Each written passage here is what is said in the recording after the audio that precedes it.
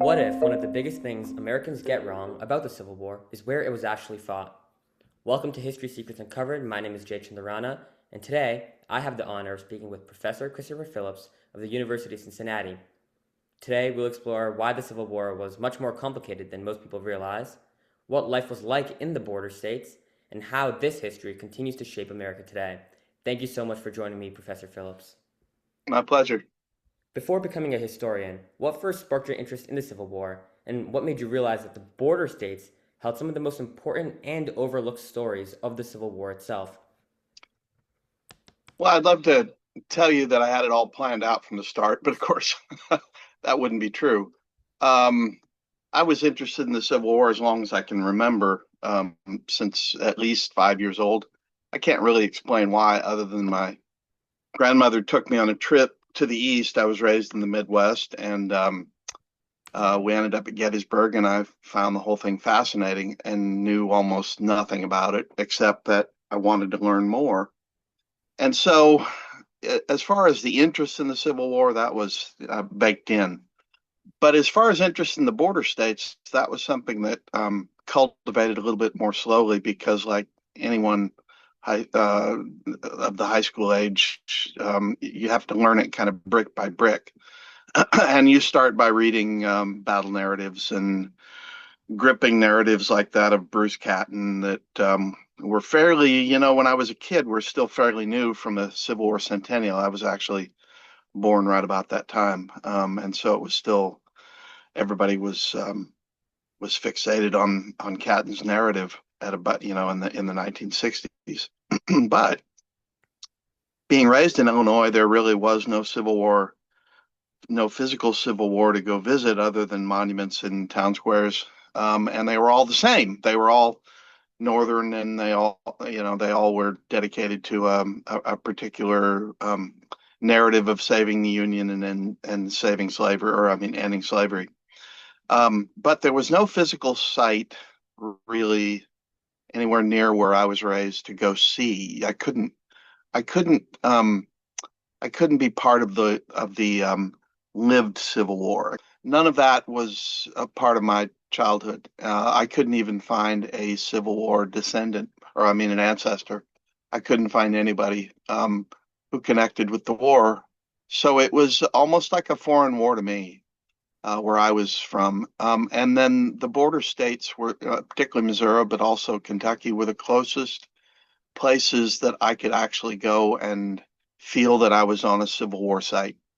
Sure. And so that's what triggered it. The border states. It wasn't so much that the border states didn't conform to everything that I was interested in, and the questions that arise from that, but mostly it was that I could actually go someplace and say, "Wow, it happened here," Yeah. and that was why I got interested. Yeah, I think that's really interesting that the border states are the places that you initially connected to because your work argues that these states were really central to understanding the war in general.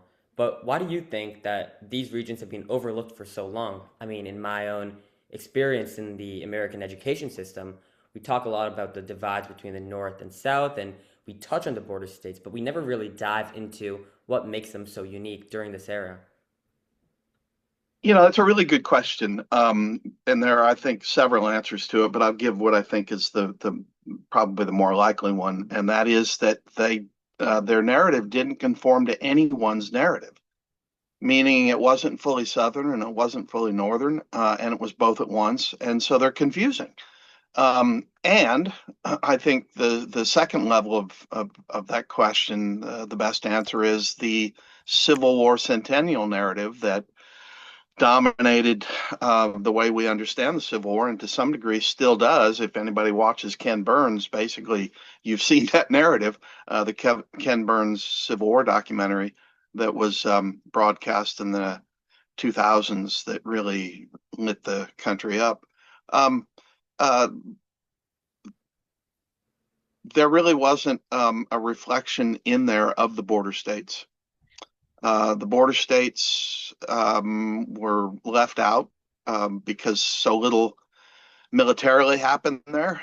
And Ken Burns, not being from the region, couldn't really understand or certainly didn't appreciate the nuances of the border states, that they were, in some sense, a reflection of both sections, and then had their own influence that they could bring to bear on the nation politically and on the president, and they did.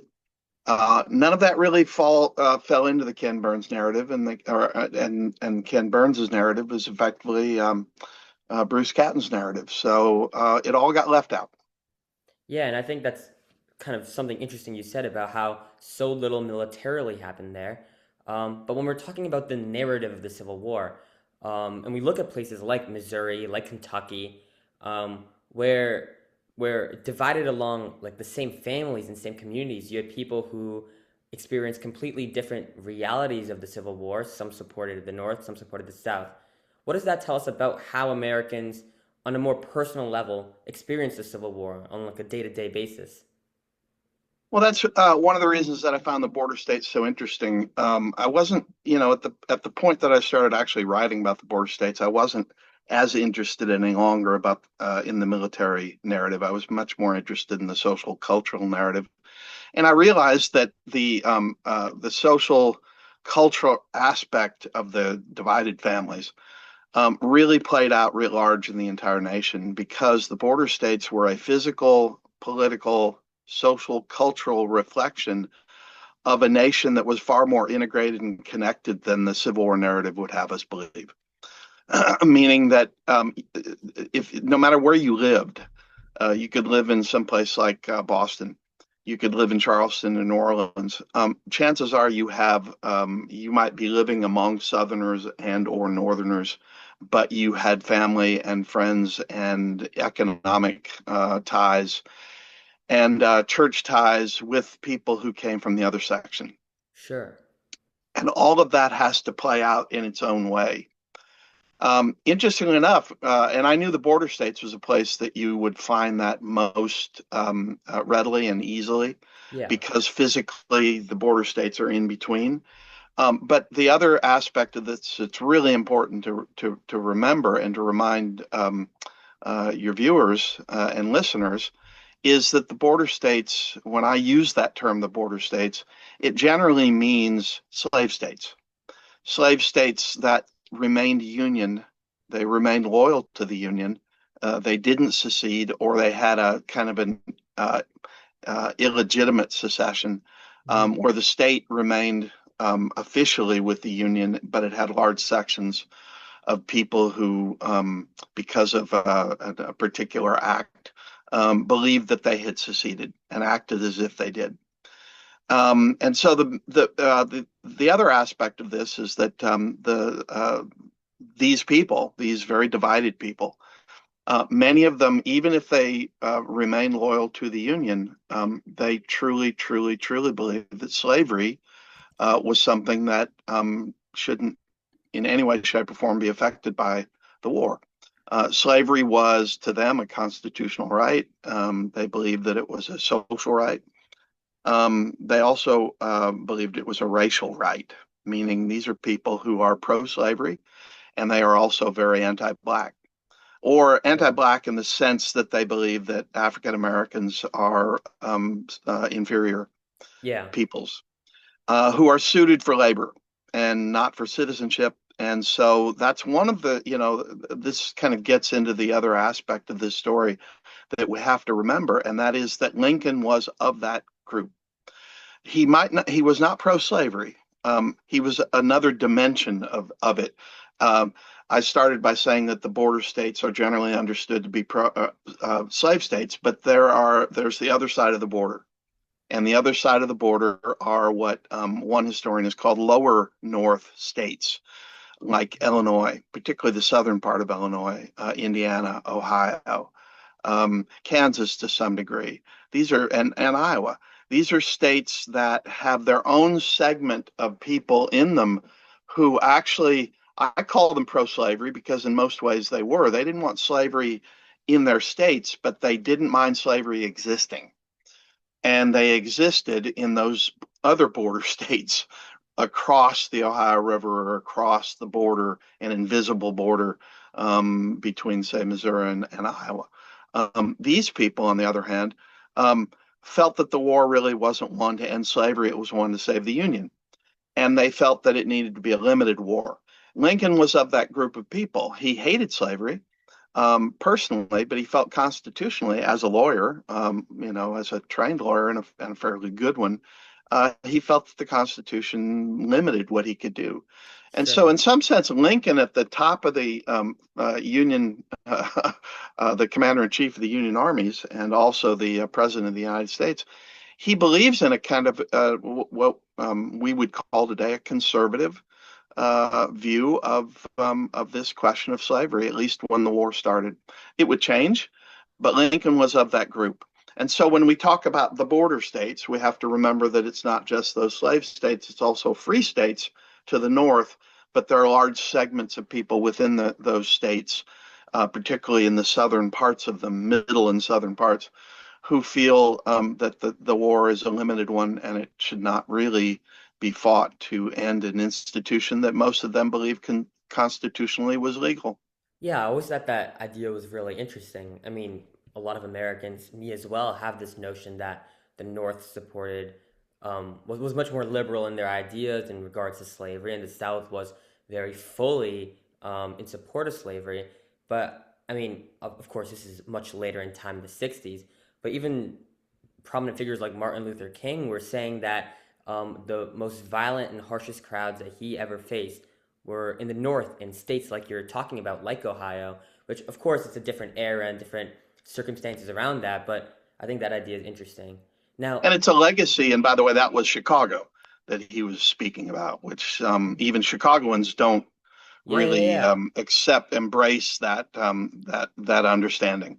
Sure, yeah. And for these states that had their political ties to the north, but even had some social ties to the south in their views. How did everyday life differ in those states, whether it be the slave border states or the Union states? Were there differences Right. in how they lived their lives daily?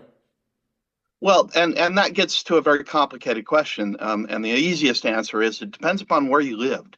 Sure. If you lived, say, in the far north of those free states, in Chicago, you're going to see an element of maybe not as much as Martin Luther King felt that he witnessed, but you're going to see an element of the divisions that are more pronounced outside the city, for example. Or if you live in Detroit at the time, which is a fairly small place, or Cleveland, another small place, you're going to see more of a traditional, what we come to assume was a northern way of living, with lots of people who are opposed to slavery. They had come from New England and the northern states themselves.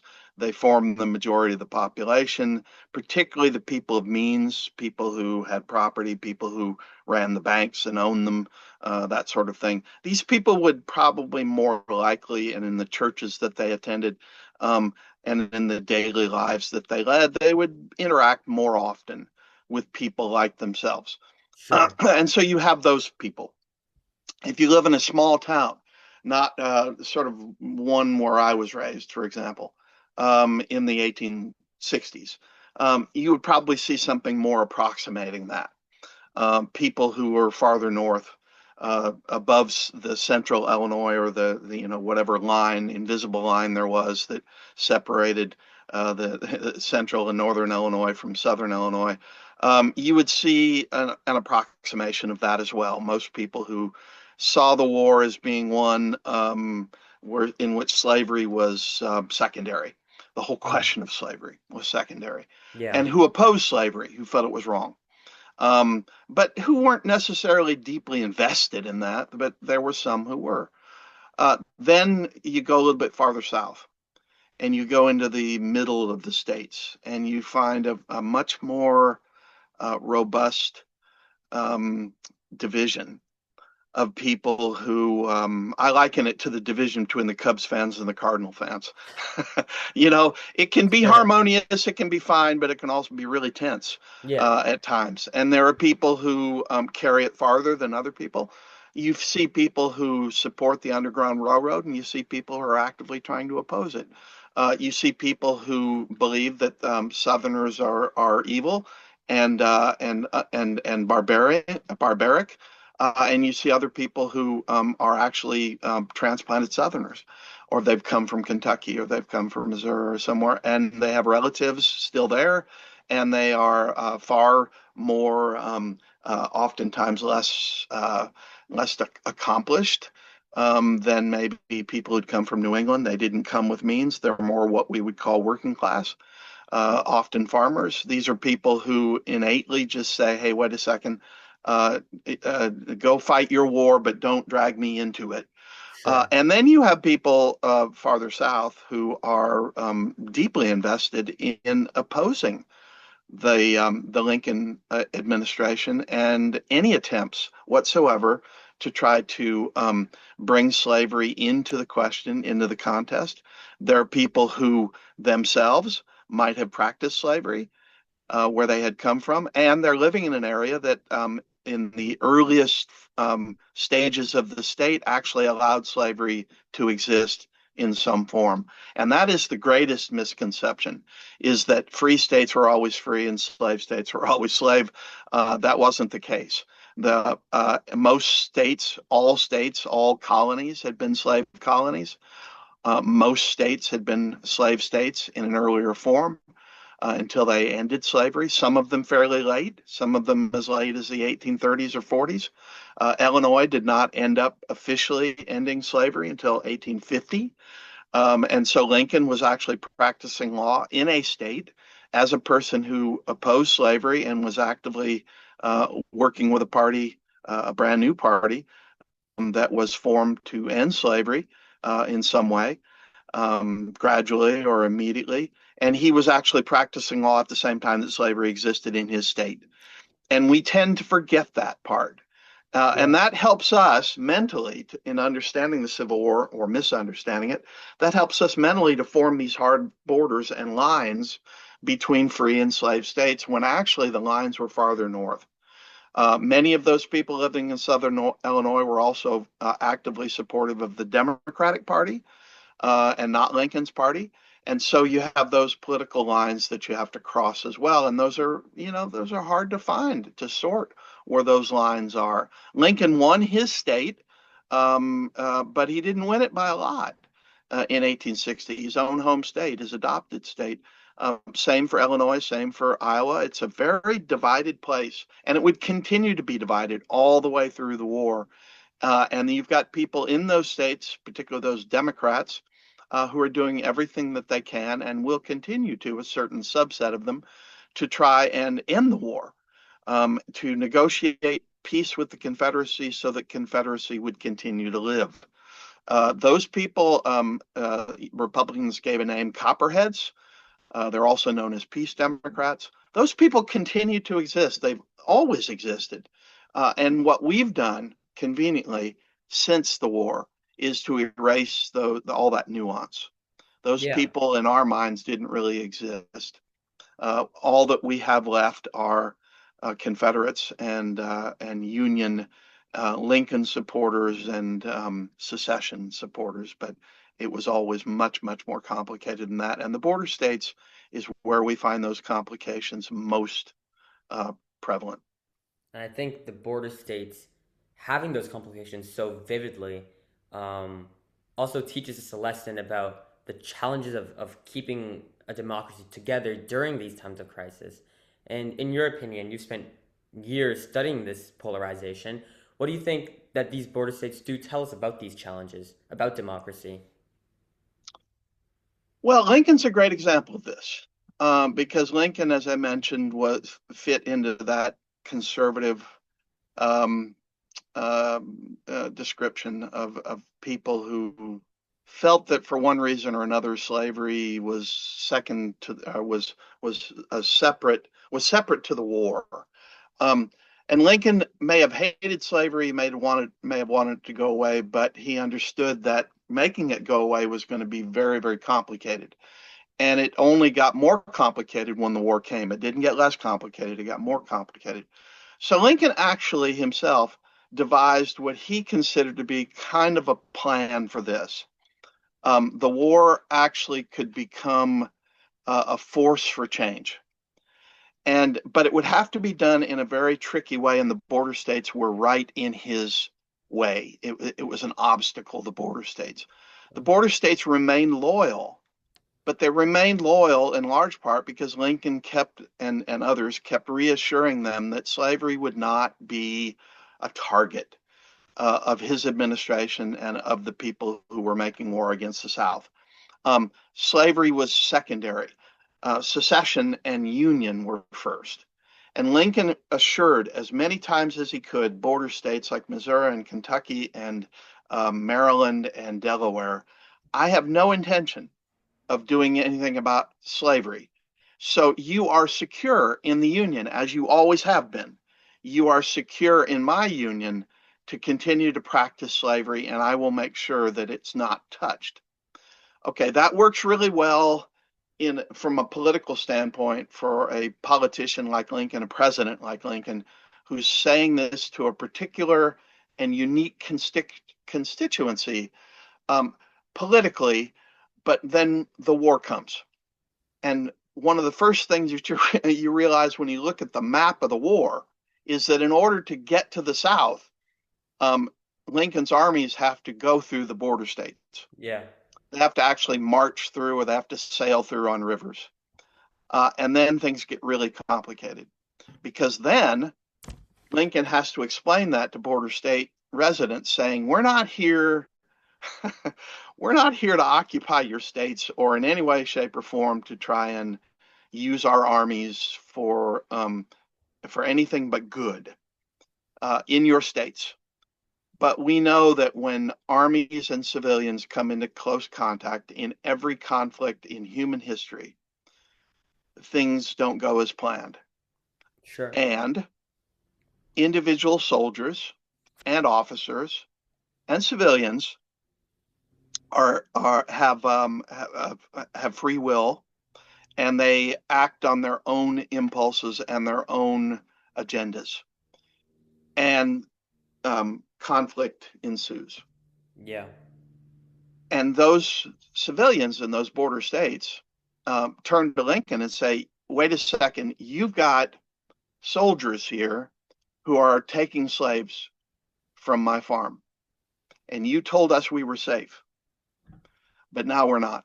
What are you going to do about it? Well, Lincoln is daily faced with that. And so he and his officers are trying to confront that on a daily basis to try and come up with policies that can assist that. And try to, they don't allow, initially, they don't allow soldiers to liberate slaves, even though that's happening in other places. They force them to give them back to their masters because Lincoln is, above all else, really concerned that the border states might ultimately leave the Union. Yeah. So he treats them with kid gloves, or he tries to.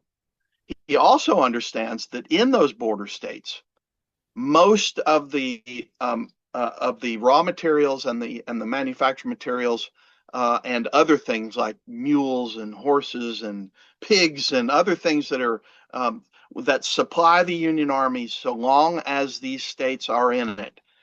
If they secede, all that possibly would then go to the Confederacy, in addition to over 40% of the population of the slave states, who would then fight, presumably, against Lincoln and his armies.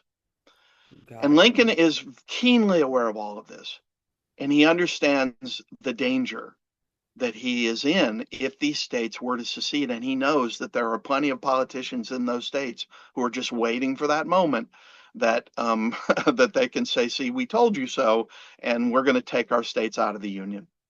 So Lincoln plays this very cagey game in which he says, we are not fighting against slavery, and yet he tacitly allows his commanders to initiate a harder form of warfare to try and suppress the secessionists within those states, arrest them, get them out of the way. Just don't do it overtly. And emancipation is that fulcrum. We are not going to emancipate slaves officially, but we're going to allow this kind of small, steady, slow form, attritive form of emancipation to occur on the ground. And that's going to win over the unionists in those states, but it's also going to, perhaps send a lot of those moderates in those states who are pro-slavery that might tip the balance and send them the other way. So I'm going to keep saying as often as I can, I am not going to free slaves in your states, and we're doing all we can with the armies to prevent it. So when Lincoln does issue his Emancipation Proclamation, he excludes the border states from it. Yes. Yeah. Slavery is not touched. They cannot enlist soldiers, and that's part of the Emancipation Proclamation, is that they can enlist black soldiers. They cannot do that in the border states. And they will not be able to do that until it happens in the middle of 1864. That will be the first time that black soldiers are enlisted in those states. Until that, there's this very strange middle ground that Sure. occurs in those border states, but it is influencing the national politics because it becomes a kind of a sore thumb to many people who feel that fighting a war that clearly was caused by slavery and not touching slavery is a stupid idea. Yeah. And they really turn on Lincoln about it, saying, you can't continue to do this. You have to have some kind of a clear message that this war is one that will end slavery. And so the border states become a leverage on the one hand for Lincoln, but they also become a millstone around his neck as the war continues after emancipation. And he will ultimately give in because in many ways the abolitionists in his party continue to hammer him, saying, why are you not doing something about slavery in all states? Why have we not announced that this is a war to end slavery?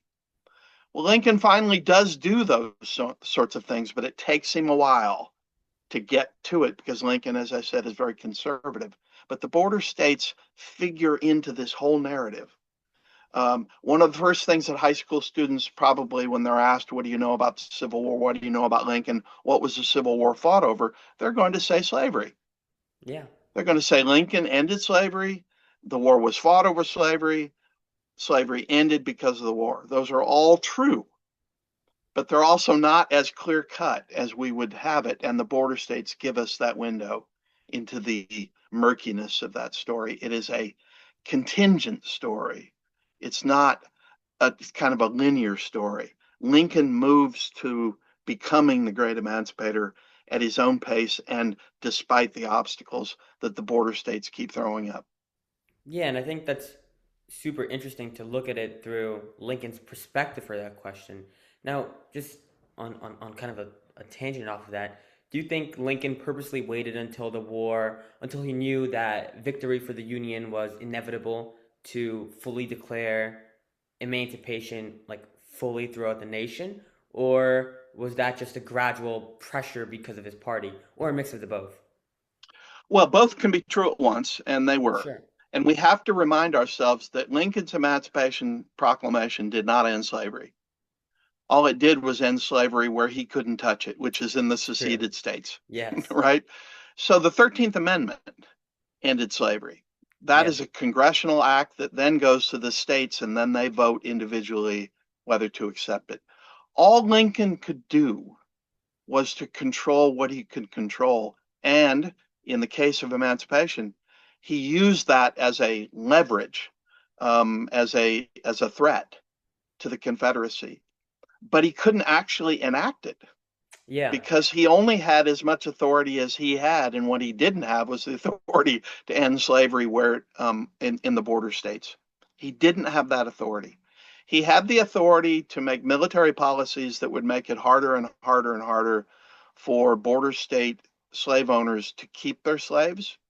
It he The Emancipation Proclamation made a statement that for the first time that slavery factors in to how this war is going to go.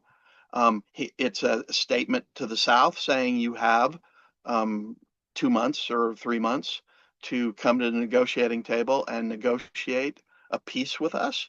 and nothing will happen to your slaves if you come in that time. But afterwards, if you don't, guess what?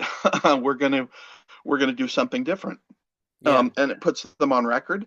It gives a message to foreign nations who might be considering recognizing recognizing the Confederacy that if you do, you're going to be on a losing side, and or possibly a losing side, or worse yet, the side that supports slavery as opposed to the side that doesn't. And that politically has pulls a lot of weight. Lincoln has just like the Confederacy, Lincoln has diplomats in all of these major countries in Europe, Yeah. trying to keep them from recognizing and telling them what the consequences would be if they do. All of this comes into this moment when Lincoln says, okay, enough's enough. We kind of have to call it for what it is, but I have to be very, very careful in the way I do it because these border states could really wreck my war effort if I'm Yeah. not careful. Yeah, it makes sense. And after spending decades studying the Civil War, what do you think is the most number one, most misunderstood aspect of the conflict that you wish more Americans knew about? Oh, I think that the question of slavery was not as clear cut as we think it was. Yeah. We think that all Confederates fought to protect slavery, and a large portion of them did. We think that all people in the North fought to end slavery, and a large portion of them did. But it wasn't nearly as universal as we think. There, for example, give you a great example. One of the leading peace Democrats, maybe the leading peace Democrat in the nation, was an Ohio congressman named Clement Vallandigham. And Vallandigham was actually arrested by Lincoln for making very, very anti-war, anti-Lincoln speeches in Ohio. And he was first exiled to the Confederacy, and then he ends up in Canada because the Confederacy didn't want this guy. So he hops a boat and he goes to save Canada, and he's up in Canada in 1863, and he runs for governor of Ohio. Oh, He is notorious in Ohio for his opposition to the war. He is notorious in the nation for being the leading critic of Lincoln. He is a is deeply committed to racial supremacy for whites, and publishes a newspaper in Dayton, the Daily Empire, which is one of the most racist papers you'll ever read in your life.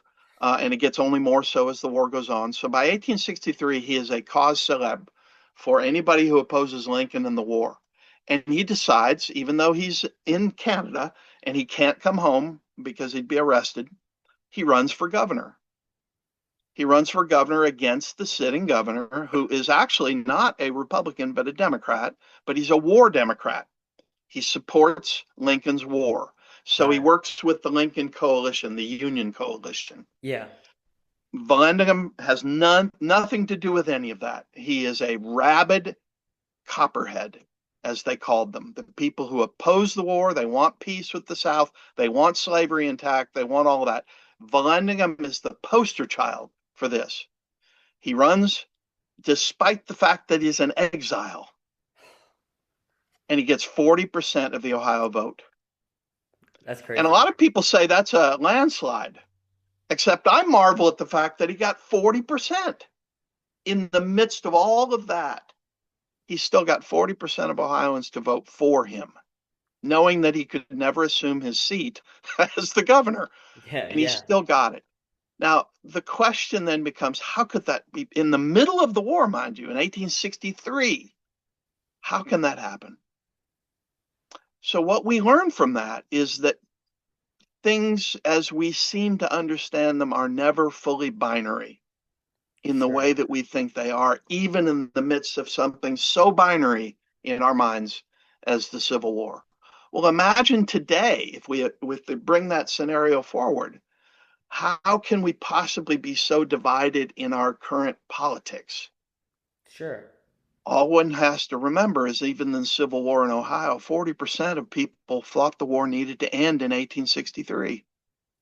Yeah. And it needed to end with the Confederacy recognized and intact and going forward as a separate nation. Well, it's easy for me, at least, to understand why right now politically we're so divided because the stakes aren't as high. Yeah. Yeah, No that's matter what side of the political spectrum you're on today, whether you support the president or oppose the president, we are whisker thin because that's how our nation has always been. We are a 50-50 nation. We slide a little bit one way, we slide a little bit the other way. We rarely have landslide elections. Rarely. And Lincoln did not have a landslide election except electorally in either 1860 or in 1864. And in the middle of a war, which clearly is a referendum on the president, Lincoln does not win a substantial majority of the popular vote. He wins a very large majority of the electoral vote, yeah. but not the popular vote. And there were people who, there were in that 1864 election, there were troops at the polls, and they were doing everything they could to try and manage, these secessionists who might come in and try to vote against him. And he still only won by a fairly small percentage of the popular vote. And I think we have to take stock in that we are not an all or nothing country. Rarely are we. Even when we think that we are, we're not. Yeah, I think that's a really, really important message to leave on. Right now, the stakes aren't as high as they were during the Civil War, and if it was so indecisive then, of course it's going to be just as indecisive now. I think that's a very important and true message to leave off on. Thank you. It's pretty obvious to somebody who spends a lot of time thinking about a war, a war between Americans, Yeah, to kind of remember and remind ourselves that however bad it seems in the way that we're divided internally, um, we've been much worse. yes. Well, thank you so much for agreeing to speak to me today. I really appreciate it. You bet, Jay. Thanks for having me. Of course.